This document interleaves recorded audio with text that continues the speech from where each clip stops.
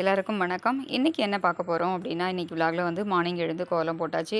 ரொம்பவே சிம்பிளாக ஒரே ஒரு ஸ்டார் மட்டும்தான் போட்டிருக்கேன். ஏன்னா வானம் வந்து புயல் உருவாயிருக்கு அப்படின்னு சொன்னதுனால மழை வர்ற மாதிரி இருக்குது. கிளைமேட் பார்த்திங்க அப்படின்னா உங்களுக்கே தெரியும், வெயிலே இல்லை, ரொம்பவே க்ளவுடாக இருக்குது பாருங்கள். கிளைமேட் வந்து ரொம்பவே இருக்குது. அதுவும் எங்கள் ஏரியாவெலாம் வந்து பார்த்திங்கன்னா நிறைய மரம் செடி கொடிகள் இந்த மாதிரி இருக்கிறதுனால எப்போவுமே வந்து பார்த்திங்கன்னா கொஞ்சம் க்ளவுடாக தான் இருக்கும், பெருசாக வெயிலே வராது. அது மட்டும் இல்லை, வாசலில் பார்த்திங்க அப்படின்னா மாமரம் இந்த மாதிரி வந்து மருதாணி மரமாக இந்த மாதிரி செடிகள்லாம் நிறைய அடர்ந்து இருக்கிறதுனால இதில் வந்து பார்த்திங்க அப்படின்னா ரொம்பவே க்ளவுடாக தான் இருக்கும். அது மட்டும் இல்லாமல் பார்த்திங்க அப்படின்னா எப்போவுமே வந்து ரோடே வந்து பார்த்திங்கன்னா ரொம்ப அமைதியாக இருக்கும், பீஸ்ஃபுல்லாக இருக்கும். எங்கேயோ அங்கே ஒருத்தர் இங்கே ஒருத்தர் அந்த மாதிரி தான் போவாங்க. ஸோ வந்து ரொம்ப க்ளவுடாக இருக்குது அப்படிங்கிறதுனால இன்றைக்கி செம்மண் கோலம்லாம் போடலை. புயல் உருவாயிருக்குன்னு சொன்னதுனால எப்போ வேணாலும் மழை வரும் போல் இருக்குது. அதனால் கோலத்தை கொஞ்சம் பெருசாக அழகாக போட்டுட்டு மழை வந்து அடித்து தள்ளிடும். நிறைய முறை இந்த மாதிரி ஆயிருக்கு. ஸோ அந்த மாதிரி ஆகிட்டா என்ன பண்ணுறது அப்படிங்கிறதுக்காக ரொம்பவே சிம்பிளான ஒரு கோலம் தாங்க போட்டிருக்கேன். இதுக்கு அடுத்தது என்ன அப்படிங்கிறதையும் நம்ம பார்க்கலாம். நீங்கள் இருக்கிற ஏரியாவிலையும் உங்கள் வீட்டிலலாம் இந்த மாதிரி நிறைய மரம் செடி கொடிகள்லாம் இருக்குன்னா சொல்லுங்கள். மரம் இருந்தால் வெயிலே இல்லைன்னு சொல்கிறோம், ஆனால் மரம் இருந்தால் தான் வந்து நமக்கு மழையும் கிடைக்கும். அதே சமயத்தில் வீட்டை சுற்றி பார்த்திங்கன்னா நமக்கு வந்து குளு குளு குளுன்னு இருக்கும். கிளைமேட்டுமே வந்து ரொம்ப சூப்பராக இருக்கும். அதனால் வந்து எப்போவுமே எங்களுக்கு வாசலில் தோட்டத்தில் எல்லா இடங்களுமே நாங்கள் வந்து இந்த மாதிரி நிறைய வந்து மரம் செடி கொடிகள் எங்களை சுற்றி எப்போவுமே இருக்கிற மாதிரி தான் நாங்கள் வச்சுருக்கோம். நீங்களும் இந்த மாதிரி நிறைய செடிகள்லாம் வச்சுருக்கீங்க அப்படின்னா எனக்கு வந்து வீடியோவில் சொல்லுங்கள். கமெண்ட்டில் சொன்னீங்கன்னா நானும் வந்து படித்து தெரிஞ்சுக்கிறேன். அடுத்தது என்ன அப்படிங்கிறதையும் பார்க்கலாம்.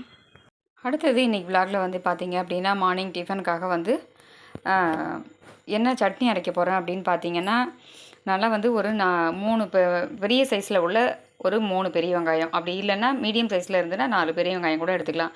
நான் பண்ணுற இந்த சட்னியோட அளவு அப்படின்னு பார்த்தீங்கன்னா ஒரு 3லேருந்து 4 பேர் வரைக்கும் சாப்பிட்லாம், அந்த அளவுக்கு பண்ணக்கூடிய சட்னி இது. வந்து ஒரு பெரிய சைஸில் வந்து ஒரு 3 பெரிய வெங்காயம், அதே மாதிரி ஒரு 4 வந்து நல்ல பெரிய சைஸில் உள்ள 4 தக்காளி.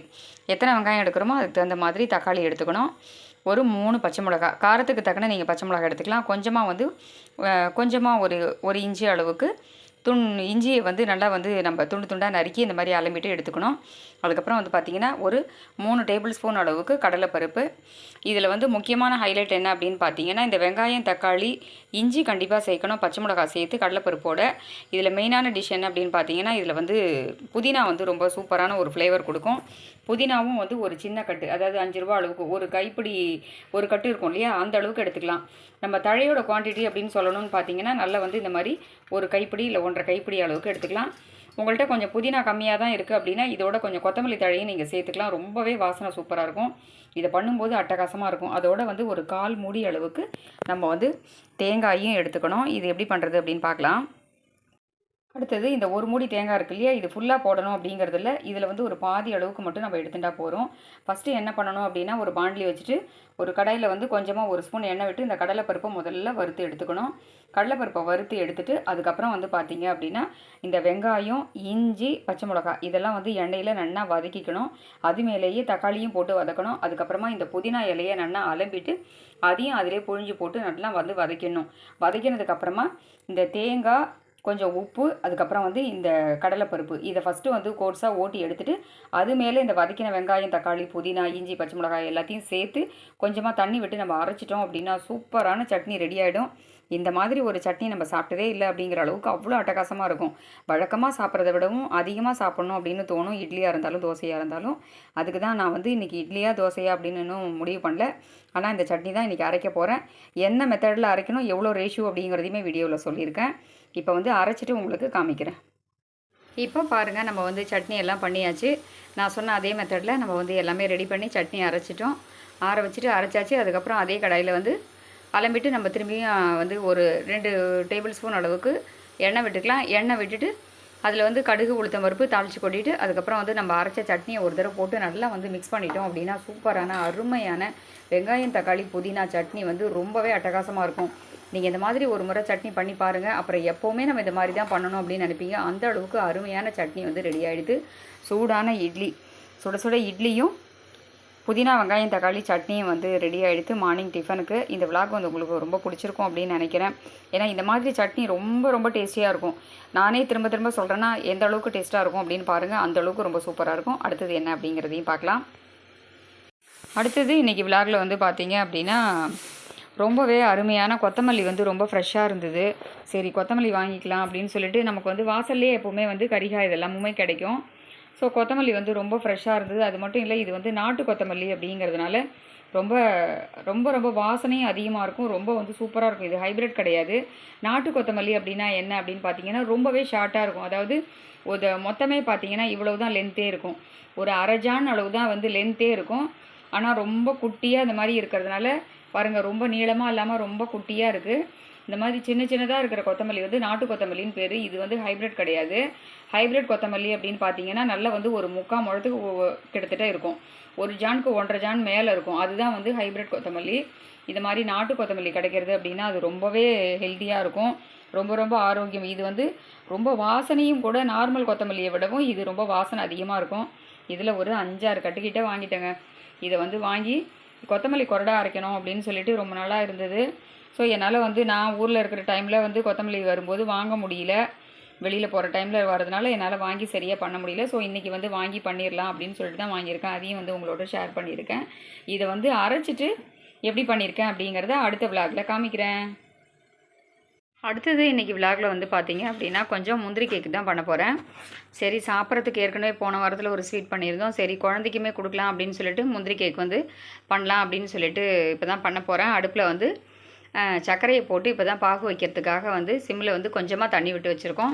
நம்ம வந்து எந்த கப்பால் முந்திரி வந்து அதாவது 3/4 கப்பு சர்க்கரை எடுத்துக்கணும். 1 கப்பு முந்திரினா 3/4 கப்பு அளவுக்கு சர்க்கரை எடுத்துக்கணும். இந்த கப்பால் வந்து பார்த்திங்கன்னா 1 கப்பு ஃபுல்லாக, அதாவது ஒரு 350 கிராம் அளவுக்கு பவுடர் முந்திரி எடுத்து நல்லா வந்து மிக்சியில் போட்டு நல்லா உடச்சிட்டு அதுக்கப்புறம் போட்டு நல்லா கோர்ஸாக நைஸாக வந்து பவுடர் பண்ணிடணும். திருப்பி எடுத்து விப்பரில் போட்டு நல்லா நைஸாக வந்து இந்த மாதிரி பவுடர் பண்ணி வச்சுக்கணும். இந்த மாதிரி மிக்சி ஜாரில் போட்டு ஒரே தடவையாக போடாமல் கொஞ்சம் கொஞ்சமாக போட்டு பவுடர் பண்ணும்போது தான் நைஸாகும். நிறைய போட்டோம் அப்படின்னா மிக்சி வந்து ஜார் இழுக்காது, எண்ணெய் பிரிய ஆரம்பிச்சிடும். இந்த கப்பால் 1 கப்பு ஃபுல்லாக வந்து முந்திரி பவுடர் எடுத்திருக்கேன். அதுக்கு வந்து இதே கப்பால் 3/4 கப்பு அளவுக்கு சர்க்கரை போட்டிருக்கேன்.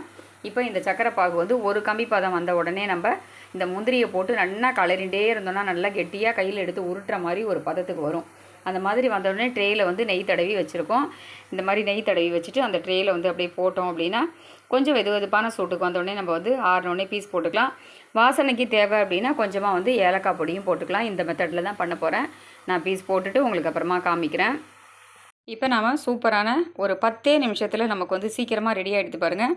முந்திரி கேக் வந்து ரெடி ஆகிடுது. இதுவே கிட்டத்தட்ட உங்களுக்கு ஒரு 3/4 கிலோ அளவுக்கு கேக் வரும். நான் வந்து 350 கிராம் அளவுக்கு பருப்பு எடுத்திருக்கேன். அந்த 350 கிராம் பருப்புக்கு வந்து பார்த்திங்கன்னா முந்திரி பருப்புக்கு கிட்டத்தட்ட அரை கிலோவுக்கு மேலே வந்து நமக்கு ஒரு 600 கிராம் கிட்ட நமக்கு முந்திரி கேக் கிடைக்கும். இதை வந்து நம்ம கடையில் வாங்கினோம் அப்படின்னா இதோட விலை வந்து ரொம்பவே ஜாஸ்தியாக இருக்கும். ஆனால் நாமளே பண்ணும்போது ரொம்ப ஈஸியாகவும் பண்ணிடலாம். நமக்கு வந்து பைசாவும் மிச்சமாகும். சூப்பராக பண்ணிட்டு பாருங்கள். 10 நிமிஷத்தில் சீக்கிரமாகவே நமக்கு வந்து ரெடி ஆகிடும். ரொம்ப நாளை கலர வேண்டிய அவசியம் இருக்காது. அருமையான முந்திரி கேக் வந்து நம்ம வந்து ஆற்றுலேயே பண்ணியாச்சு. நம்ம வந்து இந்த மாதிரி மெத்தடில் வந்து நீங்கள் கூட ட்ரை பண்ணி பாருங்கள். அடுத்தது என்ன அப்படிங்கிறதையும் பார்க்கலாம். அடுத்தது இன்றைக்கி மத்தியான சமையல் என்ன அப்படின்னு பார்த்தீங்கன்னா பீட்ரூட் வந்து தேங்காய் போட்டு கறி, அதுக்கப்புறம் வந்து பாகக்காய் சாம்பார். பாகக்காய் சாம்பார் அப்படின்னா எல்லோரும் கசக்கும்னு நினச்சிட்டுருப்பா. அந்த மாதிரி இருக்காது. பாகக்காயை நம்ம வந்து சமைக்கிறதுக்கு முன்னாடியே ஒரு அரை மணி நேரத்துக்கு முன்னாடியே அலம்பிட்டு நறுக்கிட்டு கொஞ்சம் அப்படி வந்து ஒரு பேப்பர்லேயோ இல்லை ஒரு பிளேட்டில் போட்டு அப்படியே காத்தாட வச்சிட்டோம் அப்படின்னா அதோட கசப்பு தன்மையெல்லாம் போயிடும். அந்த மாதிரி நறுக்கி வச்சிட்டோம் அப்படின்னா பாகக்காய் கறியோ கூட்டோ குழம்போ எது பண்ணினாலும் கசக்காது. அதனால் பீட்ரூட் கறி, பாகற்காய் சாம்பார், சாதம், பருப்பு அசுஷல் எப்பவும் போல். ஸோ இன்றைக்கி மத்தியான சமையல் இதுதான். இன்றைக்கி விலாக் வீடியோ உங்களுக்கு எல்லாருக்குமே ரொம்ப பிடிச்சிருக்கும் அப்படின்னு நினைக்கிறேன். எனக்குமே பிடிச்சிருந்தது. இதே மாதிரி மறுபடியும் வேறொரு வீடியோவில் சந்திக்கிறேன். நன்றி, வணக்கம்.